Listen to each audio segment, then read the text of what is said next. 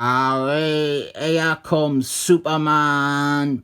This is Action and Comics 775, which is a story called What's Wrong with Truth, Justice, and the American Way. Well, DC have said that it is the American Way part that is wrong. This is a great Superman story, and it was made into an animated movie, so that is how you know that it is good, because they only ever make good Superman stories into animated cartoons, like that awful Jeff Nobles one. This is great though. I have a huge Superman collection, and I consider this issue the ending, even though truthfully it stops about a year before this, when they did that big crossover that was just a rip-off of Galactus Man. This one is a far more appropriate bookend for a collection because it is good and not by Jeff Nobles. You see, there are new superheroes on the block. They are called the Elite, and they have killed Cyborg King Kong. That's not very nice. I hope they didn't kill Cyborg King Kong when he was older than Cyborg Naomi Watts, because she is fucking hot for a 55-year-old. They build to the reveal of the Elite quite well, actually. We have the Daily Bugle speculating and bad-mouthing them. And Ricky Olsen is written out of character here, to be honest. And because it is a great DC comic, we have a guest appearance from Jack Ryder, the Creeper's civilian identity. We also have President Lenny Luthor. This is before Jeff Nobles ruined that one with that awful story they made into a cartoon. With that said, the cartoon version of it was much better than Jeff Nobles' comic version. And our overall idea here is one of questioning if Superman's done. What is Superman's worth? Is he a thing of the past, and the future belongs to violent, cynical pricks like the Elite? Is Superman's time over? Is it over like him standing for the American way is over? And here are the Elite. They are a very obvious analogue to Stormwatchers from the Wank Storm comics, the awful Warren Fallis characters, the sort of characters and team I fucking love. Well, this story here is effectively a critique of them and those types of characters. This guy, he is the leader and the only one of them who has an actual character. He is called Manchester Black, but he doesn't speak with a Mancunian accent. Instead, he speaks with a generic Cockney accent because American writers didn't understand how diverse the British accent is. I mean, listen to how indecipherable most of what I say is.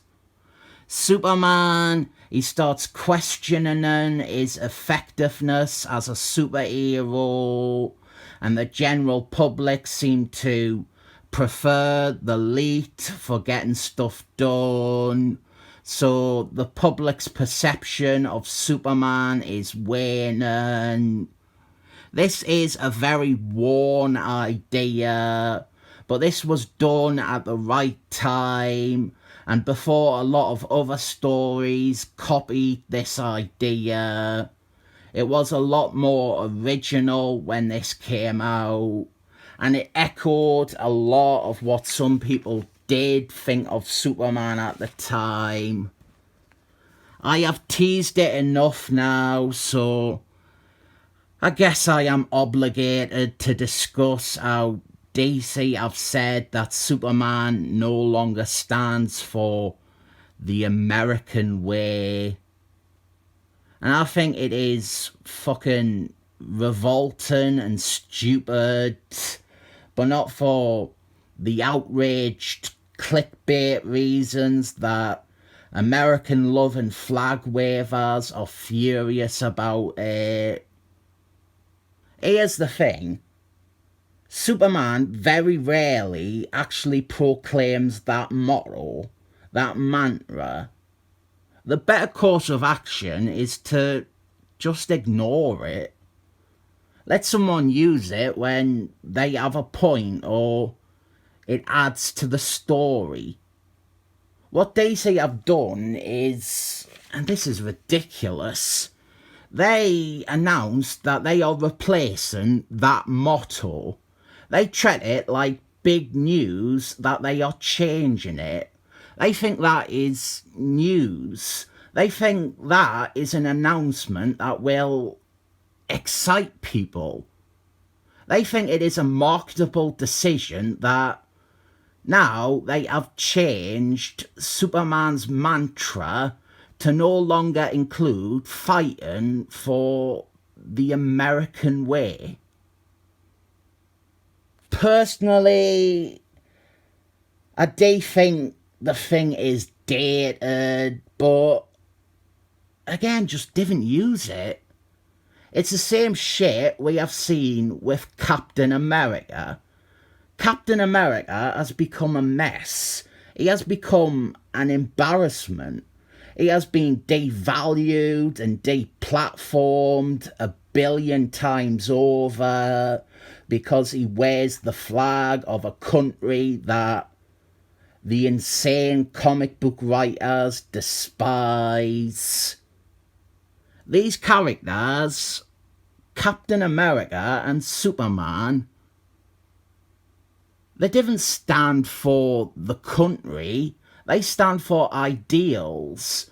They stand for something greater than Donald Trump or Joe Biden. They want the country to be the best that it can be. That is what they are fighting for.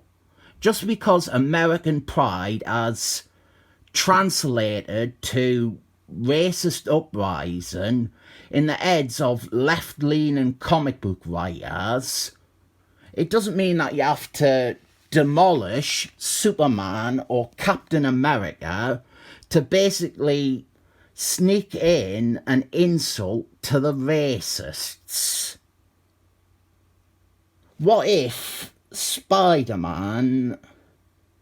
Right, what if Nazis or whoever, they start calling lynching or throwing bleach at Asians or whatever, what if they start calling that their great responsibility?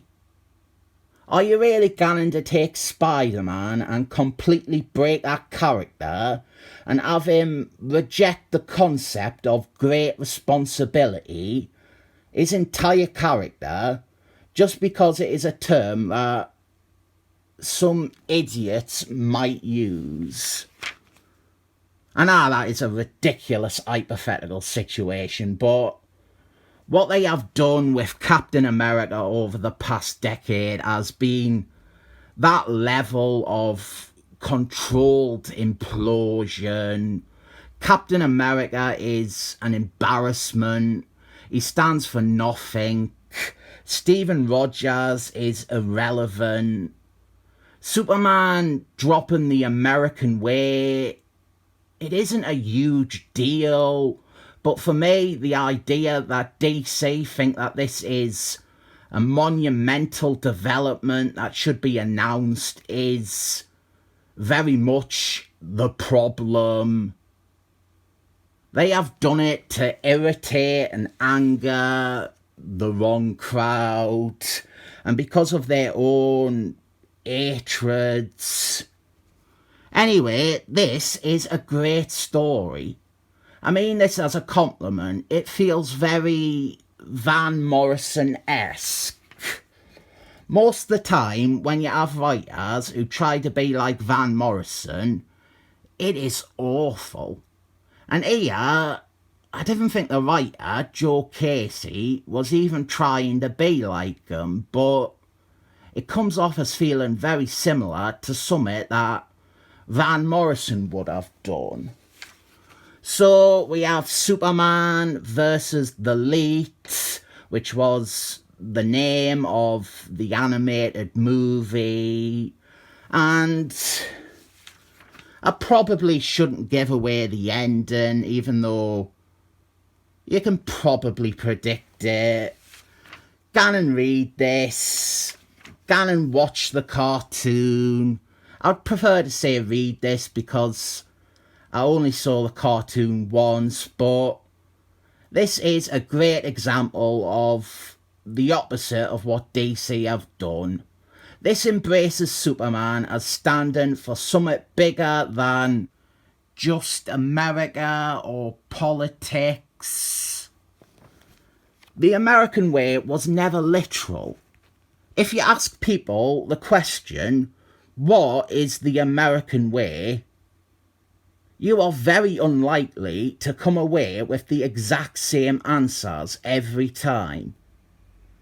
Superman's idea of the American way is the same as Captain America's American dream. It's not flag-waving jingoism. It's not about America. It's just... comic books are filled with idiots now who cannot understand things being anything but very, very literal. In conclusion, DC are small-minded and have the wrong priorities. That is the takeaway from this video. 20 years ago, they did a good Superman comic which tackled what he stood for, and now he stands for the deeply resentful agendas and biases of a Twitter crowd that have devoured comic books.